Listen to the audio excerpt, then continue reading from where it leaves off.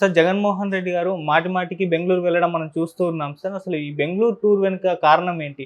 ఇక్కడ వాళ్ళ కార్యకర్తల పైన దాడులు జరుగుతున్నాయి. ఇవన్నీ జరుగుతున్నాయి అంటున్నారు. మరి ఈ టైంలో ఏపీలో ఉండక బెంగుళూరు ఎందుకెళ్తున్నారు? దీని వెనుక ఉన్న కథ ఏంటి? ఆ మధ్య కూడా 2 వారాల వ్యవధిలో 2 సార్లు జగన్ బెంగుళూరులో వెళ్ళడం, అక్కడ బెంగుళూరులో పర్యటన అర్ధాంతరం ముగించుకొని ఢిల్లీలో ధర్నాకి అంటే ఇక్కడ వినుకొండకొచ్చి రషీద్ కుటుంబాన్ని పరామర్శించాడు. అక్కడ రషీద్‌ని చంపేశారు కాబట్టి రషీద్ కుటుంబాన్ని పరామర్శించి ఢిల్లీ ప్రోగ్రామ్‌ను అనౌన్స్ చేశాడు, వెళ్ళిపోయాడు. మళ్ళీ బెంగుళూరుకెళ్ళాడు. ఇది అందరికి కూడా ఆశ్చర్యంగా ఉంది. ఎందుకంటే ఇప్పుడు ఒక పక్క అతను చంద్రబాబు ప్రభుత్వం మీద వార్ డిక్లేర్ చేశాడు. ఢిల్లీ స్థాయిలో తీసుకెళ్ళాడు పోరాటాన్ని. ఈ టైంలో కార్యకర్తలకు అండగా ఉండాల్సిన అవసరం ఉంది. నిన్న కూడా ప్రెస్ మీట్ పెట్టి చంద్రబాబు వైట్ పేపర్ శ్వేతపత్రాల పేరుతో అబద్ధాలు చెప్తున్నాడు, డేటా అంతా రాంగ్ చెప్తున్నాడు అని చెప్పి తన డేటా బయటికి తీయడం. తర్వాత చంద్రబాబు పథకాలన్నింటినీ నేను ముందే చెప్పాను, ఆయన వస్తే ఏం అమలు చేయడని ప్రజలు నమ్మారు. ఇప్పుడు ప్రజలు జగనే ఉంటే పోయిండేది, జగన్నే మళ్ళీ ఎంచుకుంటే ఈ పాటికి మనకి అన్నీ వచ్చుండేవి కదా. ఇటు అమ్మ ఒడి ఈ పాటికి పడిపోయేది, రైతు భరోసాలో పడిపోయేది, మత్స్యకార వాళ్ళకి పడిపోయేది, ఇటు విద్యా దీవెన, వసతి దీవెన ఈ ఫండ్స్ వచ్చేసి వెళ్ళిపోయిండేవి. ఇవన్నీ ఈ పాటికి వెళ్ళిపోవాలి. ఇవేవి జరగట్లేదు. ఇంకా మాకు డేటా కావాలంటున్నారు. ఈ డేటా అవసరం ఉంది. 2000 పాపులేషన్కి ఒక సచివాలయం ఉంది. వాళ్ళ దగ్గర మొత్తం డేటా ఉంటుంది. సో ఆ సచివాలయంలో ఎంతమంది మహిళలు ఉంటారు ఏంటి మొత్తం డేటా జగన్ చెప్తున్నాడు. ఎంతమంది మహిళలు రాష్ట్రంలో ఉన్నారు, ఎంతమందికి మేము ఇచ్చాము, 43 లక్షల మంది తల్లులకి ఇచ్చాము మేము. 43 లక్షల మంది తల్లులకి మొత్తం 84 లక్షల మంది పిల్లలు ఉన్నారు. వాళ్ళకి ఇవ్వడానికి ఇంతకంటే డేటా ఏముందని మొత్తం డేటా చెప్పడం ఇవన్నీ చేస్తున్నాడు. సరే, ఇవన్నీ ఓకే. ఒక ప్రతిపక్ష నాయకుడిగా తన మీద దాడులు జరుగుతున్నప్పుడు తను జైలుకి వెళ్తాననే ఆయనకి ఒక ఫీలరో లేకపోతే ఏదో తెలిసింది. దాని నుంచి అగ్రెసివ్గా మనం అటాకింగ్ మోడ్లోకి వెళ్దాం, అఫెన్సివ్ మోడ్లోకి వెళ్దాం. దానివల్ల మనకి రేపొద్దున అరెస్ట్ చేసినా కూడా మైలేజ్ వస్తుంది. ప్రజల తరపున గట్టిగా పోరాడుతున్నారు కాబట్టి కేసులు పెట్టి అరెస్ట్ చేస్తున్నారు అన్న నెరేటివ్ని జనంలోకి తీసుకెళ్ళచ్చు. సైలెంట్గా ఉంటే ఎట్లాగో అరెస్ట్ చేస్తారు. అప్పుడు జనంలో పెద్ద రియాక్షన్ రాదు. ప్రజల కోసం కొట్లాడుతుంటే వస్తుంది. రెండోది, కార్యకర్తల వైపు కూడా గట్టిగా నిలబడితే రేపొద్దున మనకేమన్నా జరిగినా కూడా కార్యకర్తలు వీధుల్లోకి వచ్చే పరిస్థితి ఉంటుంది అన్న ఒక స్ట్రాటజీతో జగన్ వెళ్తున్నాడు. అయితే ఈ స్ట్రాటజీ ఉన్నప్పుడు జగన్ ఆంధ్రప్రదేశ్లో ఉండాలి, ఇక్కడే ఉండి అందుబాటులో ఉండాలి, కార్యకర్తలకు దగ్గర ఉండాలి. ఓదార్పు యాత్ర కూడా చేస్తానన్నాడు. 36 మంది హత్యకు గురయ్యారు, 300 మంది మీద హత్య ప్రయత్నాలు జరిగిపోయాయి, 2000కు పైన కుటుంబాలు పారిపోయారు. ఇవన్నీ చెప్తున్నప్పుడు వాళ్ళందరినీ పరామర్శించాలి.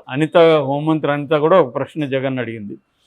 ఆ 36 మంది ఎవరు, వాళ్ళ లిస్ట్ ఇవ్వు అని ఒకటి అడిగింది. రెండవది, 36 మంది చనిపోయింటే వాళ్ళందరినీ ఎందుకు నువ్వు పోయి పరామర్శించట్లేదు, ఒక్క రషీద్ని ఎందుకు పరామర్శించావు కూడా ఆమె అడిగింది. ఆమె అడగడంలో న్యాయం ఉంది. సో మరి జగన్ ఎందుకు ఈ పనులు చేయట్లేదు, ఇక్కడ ఉండి బెంగళూరుకి ఎందుకు వెళ్తున్నాడు అంటే, ఇక్కడ తను చేస్తున్న దానికంటే బెంగళూరు ఇంపార్టెంటా, బెంగళూరులో ఏముంది అనేది ఇవాళ అందరికీ ఒక పజిల్గా మారిపోయింది. సో దీనికి ఇంతకుముందు కూడా మనం చెప్పుకున్నాం, రకరకాల విశ్లేషణలు ఉన్నాయి.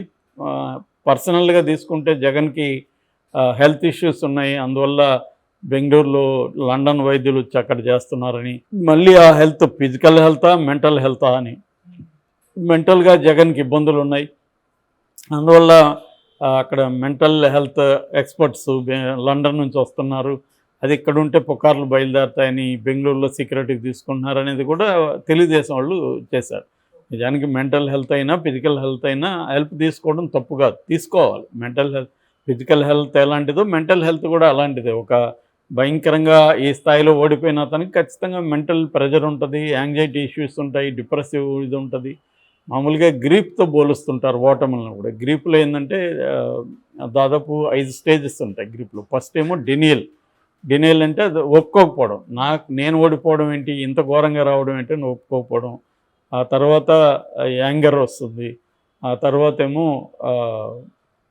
కంప్లీట్గా దేనికైనా నేను రెడీ, ఇది కానీ సీట్లు వస్తే దేనికైనా రెడీ అంటే, ముందు పొజిషన్ కానీ వస్తే ఏమైనా నేను చేయడానికి రెడీ అనే ఫీలింగ్ వస్తుంది.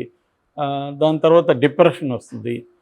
ఏంటిది మనం ఇంత చేసి కూడా ఏందని ఫైనల్గా యాక్సెప్టెన్సీ, వాస్తవం ఇది, ఇప్పుడు మనం ఏం చేయాలి అనేది యాక్సెప్టెన్సీ. ఇది ఓటమికి కూడా వర్తిస్తుంది. గ్రీఫ్కి అదే దుఃఖానికి ఇదే ఈ స్టేజెస్ ఉంటాయి. ఈ స్టేజెస్ ఆర్గనైజ్డ్గా లేకపోవచ్చు. అలాగే జగన్ ఒక పక్క పోరాటాన్ని స్టార్ట్ చేసి యాక్సెప్ట్ చేసి పోరాటాన్ని స్టార్ట్ చేసినా తనకు ఆ ప్రెజర్ ఉండొచ్చు. దానివల్ల తనకి మెంటల్గా సైకాలజిస్టులు కావచ్చు, సైకాట్రిస్టులు కావచ్చు, వాళ్ళ హెల్ప్ తీసుకోవచ్చు, తప్పేం లేదు. ఎవరైనా రకరకాల, కొంతమంది ఇప్పుడు చంద్రబాబు యోగా చేస్తాడు, మెడిటేషన్ చేస్తాడు. ఎందుకు చేస్తాడు? తనకి మెంటల్ స్ట్రెస్ ఉంటుంది. దాని నుంచి బయటపడడానికి ఎవరికైనా ఉంటుంది మెంటల్ స్ట్రెస్. మన మోడీ అయితే హిమాలయాలకు కూడా వెళ్ళి మెడిటేషన్ చేస్తాడు కదా. సో అది ఒక కారణం అని చెప్తున్నారు. కానీ పొలిటికల్గా నేనైతే అది పెద్ద కారణం అనుకోవట్లేదు. పొలిటికల్గా ప్రధాన కారణం ఏంటి అంటే, అక్కడ డీకే శివకుమార్ ఉన్నాడు. గతంలో కూడా షర్మిల డీకే శివకుమార్తో మీటింగ్స్ అయినాకనే కలిసింది. సో డీకే శివకుమార్తో జగన్ కూడా మీటింగ్స్ జరుగుతున్నాయనేది ఒక పుకారు ఉంది. అయితే డీకే శివకుమార్ ఏమో దాన్ని గట్టి ఖండించాడు. తీవ్రంగానే ఆయన ట్వీట్ కూడా చేశాడు. అయితే అవన్నీ వాళ్ళు మామూలుగా రాజకీయ నాయకులు ఎప్పుడైనా కూడా ఖండిస్తుంటారు. రేపు అనౌన్స్ చేస్తారంటే కూడా ఈ రోజు వరకు కూడా ఖండిస్తుంటారు వాళ్ళు. ఎందుకంటే వాళ్ళకి ఒక టైమింగ్ అదంతా ఉంటుంది. అప్పటి వరకు లీక్ కావడం వాళ్ళకి ఇష్టం ఉండదు. సో వాళ్ళకి అవసరమైతే ఫీలర్లు బయటకు వదులుతారు. లేనప్పుడు అసలు ఏం జరగలేదని చెప్తూ ఉంటారు. సో శర్మిలాది కూడా అప్పుడు ఆమె ఏదో బర్త్డేకి వచ్చింది, పర్సనల్గా కుటుంబ సంబంధాల రీత్యా వచ్చిందని చెప్పారు. ఫైనల్ కట్ చేస్తే ఆమె కాంగ్రెస్లోకి వెళ్ళింది. ఇదంతా ఎట్లా సాధ్యమైంది? డీకే ద్వారానే సాధ్యమైంది. డీకేనే రాయబారాలు చేశాడు, లైజనింగ్ వీళ్ళిద్దరి మధ్య చేశాడు. అట్లాగే ఇప్పుడు జగన్ కూడా డీకేతో కలుస్తున్నాడు అనేది ఒక పాజిబుల్ ఇది. ఎందుకంటే బీజేపీ జగన్ని సపోర్ట్ చేసే పరిస్థితి లేదు. మోడీకి అవసరం లేదు జగన్తో. మోడీకి జగన్తో అవసరం ఏంటి? రెండు రకాలు. ఒకటేమో అక్కడ రాజ్యసభ అండ్ లోక్సభలో కొంతమంది జగన్కు ఉన్నారు. రాజ్యసభలో 11 మంది, లోక్సభలో 4 ఉన్నారు. వాళ్ళ ముఖ్యంగా రాజ్యసభలో 11 మంది మద్దతు కొన్ని బిల్లులకి బీజేపీకి కావాలి. ఆ 11 మందిలో కనీసం 3-4 చేర్చగలిగి బీఆర్ఎస్ నుంచి ఒక 4 వెళ్ళే పరిస్థితి ఉంది.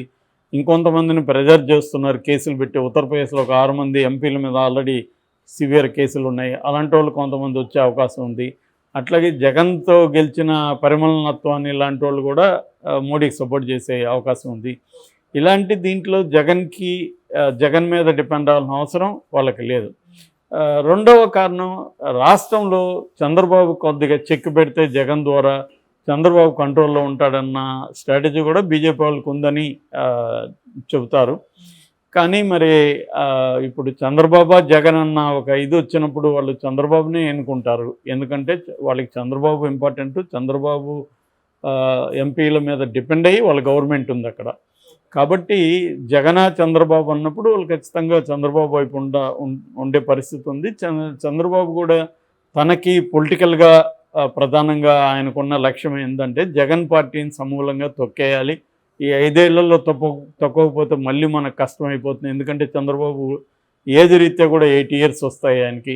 మళ్ళీ లోకేష్ చంద్రబాబు లాగా మొత్తం ఈ అన్నిటిని మెయింటైన్ చేయగలుగుతాడు అనేది ఇప్పటికిప్పుడే డౌట్. ఎందుకంటే లోకేష్ ఇంకా ఇండిపెండెంట్గా అతన్ని చంద్రబాబు వదిలి చేయలేదు ఇప్పటి వరకు. పవన్ కళ్యాణ్ కోసం లోకేష్ని బయటకు కూడా గట్టిగా పంపించలేదు లాస్ట్ ఎలక్షన్లో, పవన్ కళ్యాణ్ ఎక్కడ హర్ట్ అవుతాడని. సో అందువల్ల చంద్రబాబుకున్న ప్లాన్ ఏంటంటే, మనం 5 ఏళ్ల పీరియడ్లోనే మనం యాక్టివ్గా ఉన్నప్పుడు, పవర్ ఉన్నప్పుడు, కేంద్రంలో కూడా పవర్ ఉంది. మళ్ళీ నెక్స్ట్ 2029లో కేంద్రంలో ఎన్డీఏ వస్తుందో అది చెప్పలేము. అందుకని ఈ 5 ఏళ్లలో జగన్ని తొక్కేయాలంటే జగన్ని పెద్దిరెడ్డి లాంటి వాళ్ళని, ముఖ్యమైన నాయకత్వాన్ని జైల్లో పెట్టాలి. మిగతా వాళ్ళని కొనగలిగితే కొనేయాలి, లేదా ప్రెజర్ చేసి కాంగ్రెస్లోకో వేరే చోటుకో బీజేపీలోకో పంపించేయాలి. ఇలాగా చంద్రబాబుకు ఒక ప్లాన్ ఉంది. సో ఈ ప్లాన్ జగన్ ఎదుర్కోవాలంటే జగన్కు నేషనల్ వైడ్గా ఒక సపోర్ట్ అవసరం. ఇంతకుముందు జగన్ ఇద్దరిని క్యారీ చేయలేదు. బీజేపీకి లోపాయి గారికి మద్దతు ఇస్తూ వచ్చాడు. దానివల్ల ఉపయోగం జరిగింది జగన్కి.